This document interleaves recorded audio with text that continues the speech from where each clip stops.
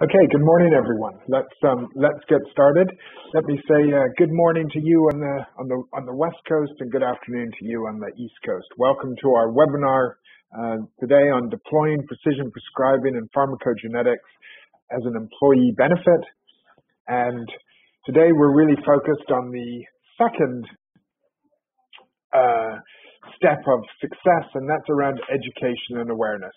And just to remind everyone where we came from, we did a previous webinar on risk stratification, which is about selecting the right cohort of employees to start with, and the second and the third to maximize return on investment and benefits. The next webinar will be on accessibility. So once we've identified the cohort and we've learned how to educate and make them aware of the process and the benefit, how do we actually get them to have access to it? Then we'll follow on with another webinar on impact data and how you can see the big picture in terms of the benefits and how to refine your rollout. And finally, it'll be around expansion into other groups. So just to remind ourselves of why we're here and what this conversation is about, it's really that, we live in an era of trial and error prescribing. Try this. If it doesn't work, we'll try something else. And of course, the result of this is that we have employees that are not getting the right medication at the right time to enable them to get back into the workforce and to be fully productive. And here are some really interesting statistics. 50% of people do not respond to their drugs as anticipated. 14% of prescriptions are high risk, meaning that if they go wrong or there's a bad reaction to them, it's catastrophic. 40% of prescriptions are typically inappropriate, and 18, that's 1 in 5 of your employees' prescriptions will be affected by their genetic makeup. The result of all of this is increasing spend by both the employer and out-of-pocket spend by the employee, as well as frustration and increasing amount of time off work. And of course, poor employee health affects the employers, and that may sound a little bit glib, but actually when you look into some of the numbers, it's pretty eye-watering. 5% increase on annual plans for an average family insurance policy is nearly 20,000. And let's not kid ourselves, folks. This ain't gonna reduce. It's gonna continue to increase year on year. But there are steps that you as an employer can take to reduce those costs for your employees. The second one is that over $1,500 is the yearly cost of lost productivity per employee. That's a big number. And, typically an employer will run an absenteeism rate of about 8% or so. So that number, actually, when you aggregate it up, is pretty high. Then the final one, 217 million lost days in the US alone due to reduced productivity. And this is only for mental health conditions. So it doesn't take into account other common causes of absenteeism, such as chronic pain or cardiovascular. This is just for mental health. So the result of all this is that the cost actually is huge to employers. And Willis Towers Watson found that companies that use best-in-class healthcare benefit strategies save over $3,500 per year per employee. So big savings if you take the time to invest in the right things and deploy them in the right ways. And, this, of course, includes tools that get the right medications at the right time to your employees.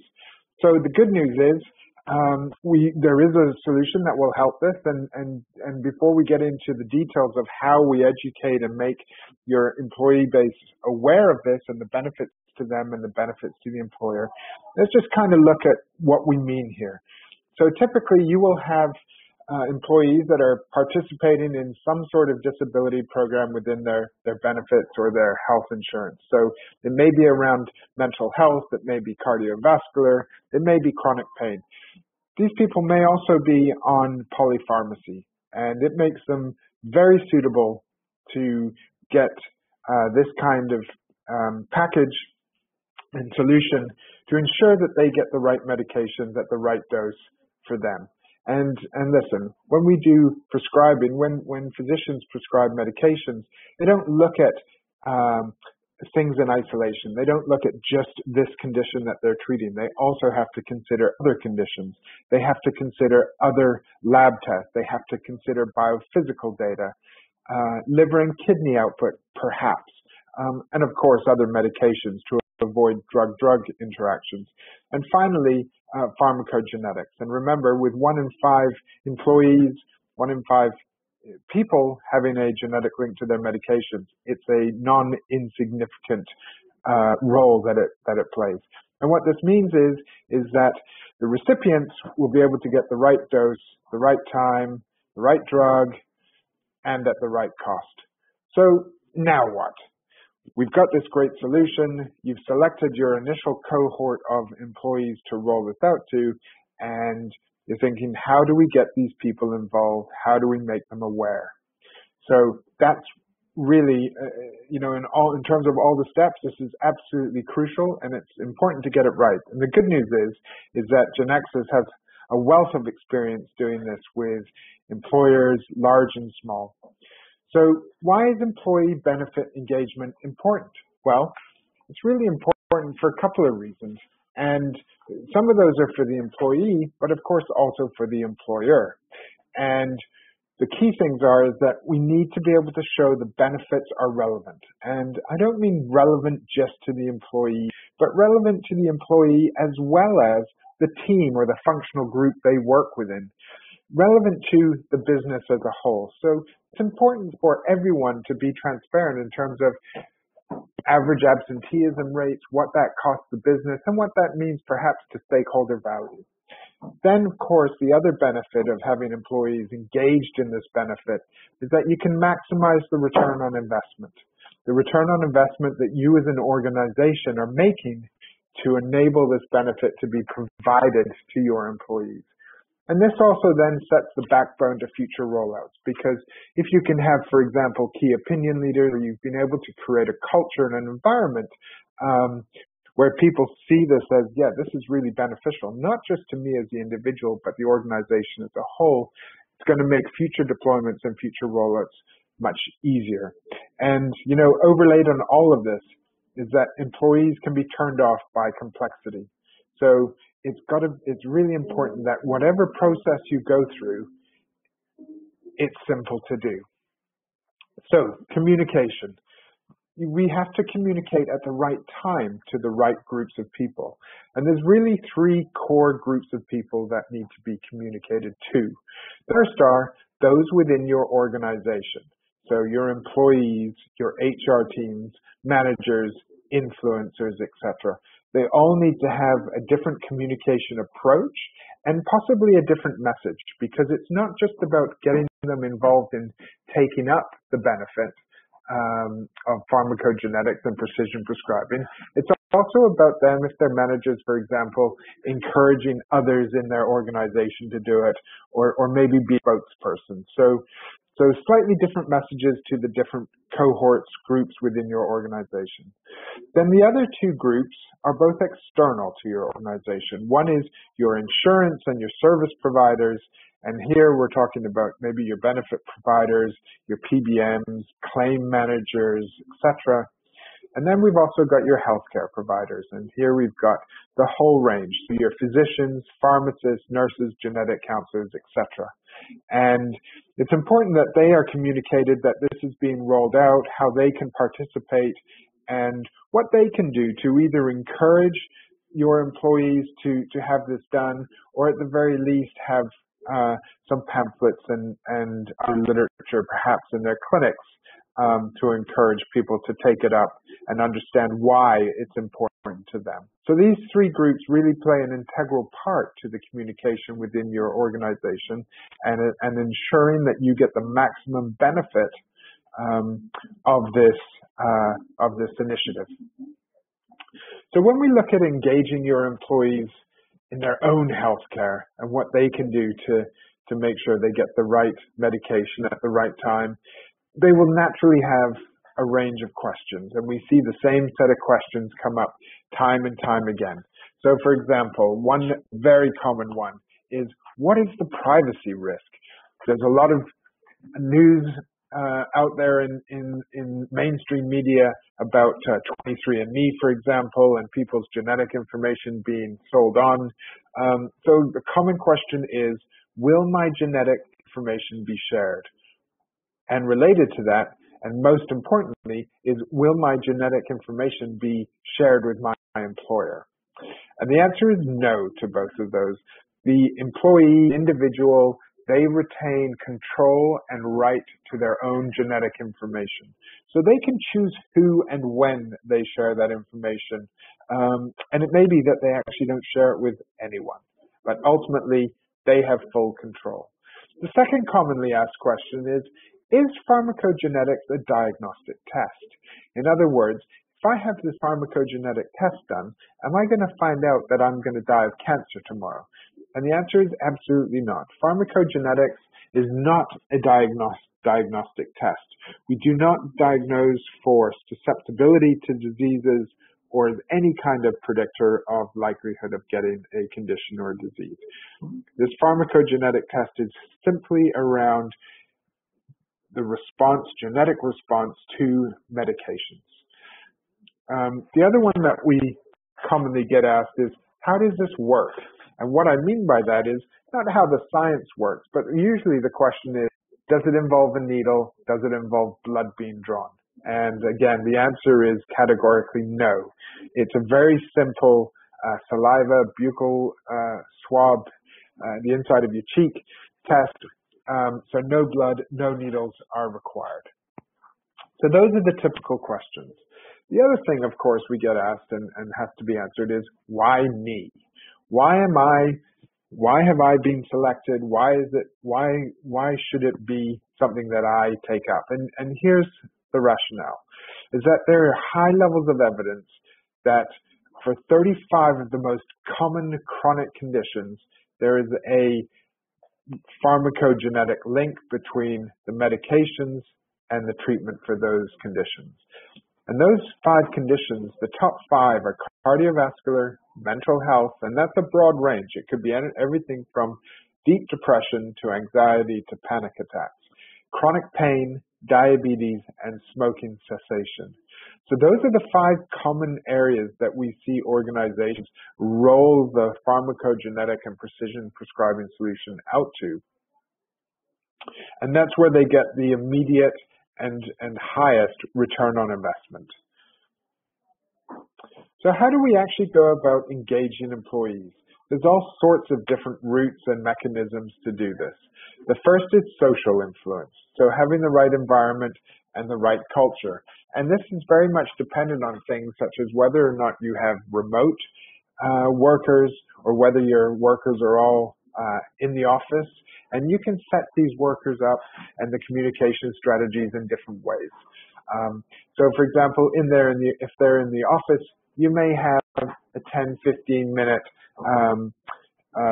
seminar. If they're remote, it might be a webinar and so forth. You might have some literature, you might have some posters on the wall, etc. And of course, having key influential leaders, managers in your organization also take up the benefit and be sort of a spokesperson is very helpful. Then the other piece is about articulating the relevance and the personalization of this to different individuals or different groups of individuals. Why me? Why should we take this? What's the benefit of it? How does it work? And what's the fit? How does it work into my lifestyle? Is it a one-off? Is it something I can use for the rest of my life? And then finally, the third way to engage employees is through technology and incentives. So again, this kind of ties into make it simple, making it really easy to use. So online enrollment, having it tied into benefit portals, use of mobile apps, social media, video, little video vignettes, for example, on educational pieces, and of course, straightforward text. So what are the benefits for the employees and the employers? Well, they're quite interlinked, and they're actually quite staggering when you add them up. On the left-hand side, we have the benefits for the employees. And here it's about improving the effectiveness of the treatments for the individual it's about increasing patient safety, because if they get the right drug and it's taken into account other medications they may be taking, if it takes into account other conditions they may have, then you're much less likely to have adverse drug reactions, either small or catastrophic. And of course, you also reduce the employee out-of-pocket expense. And at the end of the day, this may be the most important benefit to a lot of your employees. For the employer, there's also a number of benefits. The first one is improving the overall health of your population. And the population here, of course, is your employee base. And if you can do that, then you're going to be able to reduce your healthcare costs, both from the population perspective, as well as because you're going to have less claims coming through. And as a result of all that, you're going to have a more engaged workforce. They're going to be more productive. Your absenteeism rate is going to be lower. And because of all of that, your employees are happier. If they're happier, you're going to be able to retain them more. So your employee retention is maximized. And, running through all of this, it's about replacing the trial and error approach to health with best-in-class solutions. And that may sound very sort of medically driven, but it actually starts in the workplace. It starts with the employer driving this forward. So that concludes this webinar in terms of the main content. And now we move into any questions that people may have.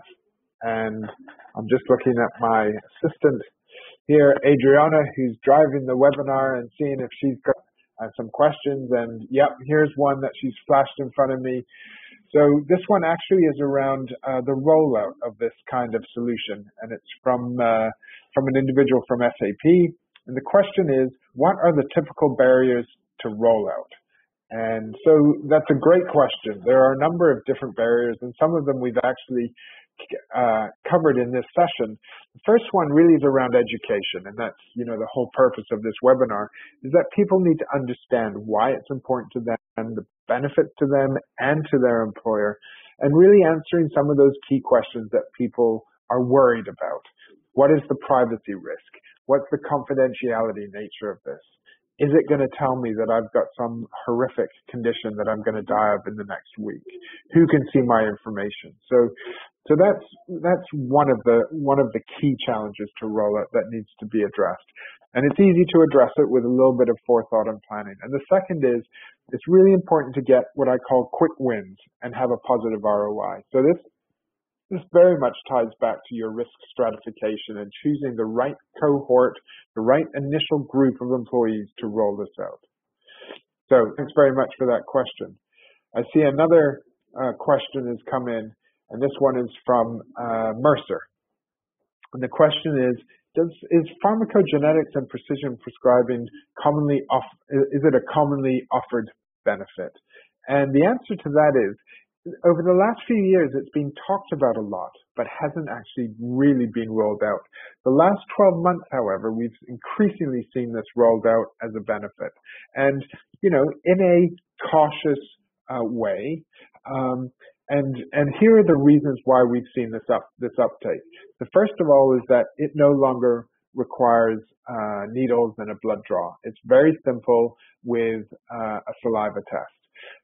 Secondly, we've had direct-to-consumer genetic tests really educating the market on how easy this is. And whilst they're genetic entertainment tests, they actually have showed the validity of genetic tests for helping your health. And here I'm thinking about companies like 23andMe, for example, who have done a great job in educating the market and making people realize that, hey, this isn't a difficult thing to do.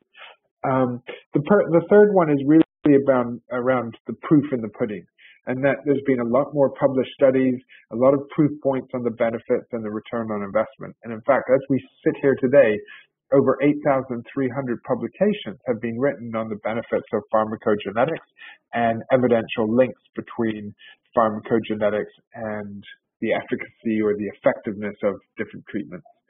The other ones are really societal, and these have influenced the need for employers and individuals to address the ballooning cost of healthcare. And as costs continue to go up, people have more and more conditions. We have an aging workforce. It's just natural that healthcare costs are going to increase. There are real ways to contain those costs, and pharmacogenetics and being very precise about the medications that are given go a long way addressing that cost increase. And then the final question that I see come in is, what is the biggest health condition that prevents getting back to work? And no surprise there, it's mental health. Mental health is the number one. It accounts for 50% of absenteeism due to illness. Following mental health are chronic pain and cardiovascular conditions of all different sorts. The really good news for mental health, chronic pain, and cardiovascular is that all these of treatments for those conditions have very high links to the role of pharmacogenetics. So that means that no longer do people need to suffer going through different treatment after different treatment after different treatment that not only takes a long time, but is also very costly, particularly if they're not in the workforce and they're not being productive in that intervening time. So I encourage you to look at your own employee range of different conditions and look at mental health and chronic pain and cardiovascular and see how much it costs your business from a health and a wellness perspective. And they're looking at pharmacogenetics and precision prescribing and how that can be reduced. So I think I'm just looking at the screen here. That is there's another question. Is there any case study that shows the ROI? What is the average return on investment a company will see after investing in this technology? Yeah, that's a really good question. Is there a case study that shows the ROI? So there are some case studies that are out there. We also have a return on investment assessment tool, and we're happy to walk you through that. We have the national averages for absenteeism rates for different disease areas. So we can calculate that for you and give you an indication of what the return on investment might be for your own organization. It does differ very much from industry to industry. Typically industries where there's or perhaps industries where there are activities that cause chronic pain, for example, we see those as having higher impacts than others. Stress, of course, can cause mental health issues, which, as we all know, accounts for about 50% of absenteeism. So, long-winded answer, and it's not a straightforward question, of course. But the good news is there is some data, and we're happy to help you navigate through that and give you some tools to assess what the return on investment would be for your own organization. Typically, we see the return on investment being positive within about 12 months of rolling this out. And that actually is only to a relatively small population of your organization. So I hope that answers that question for you. So thank you very much. And we're drawing to the end of our webinar. Thank you very much for attending. I'll just speak for another 30 seconds just to make sure there are no more questions that are coming in.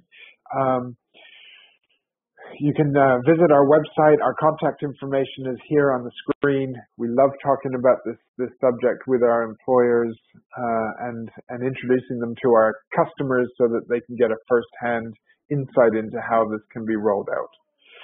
Very good. Look out, please, for the next webinar series that we will be conducting probably in about a month's time on accessibility. The next step in the 5 steps of success for employer rollout of precision prescribing and pharmacogenetics.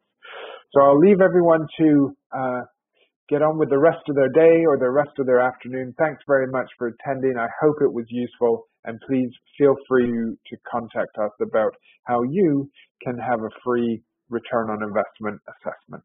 Thank you very much.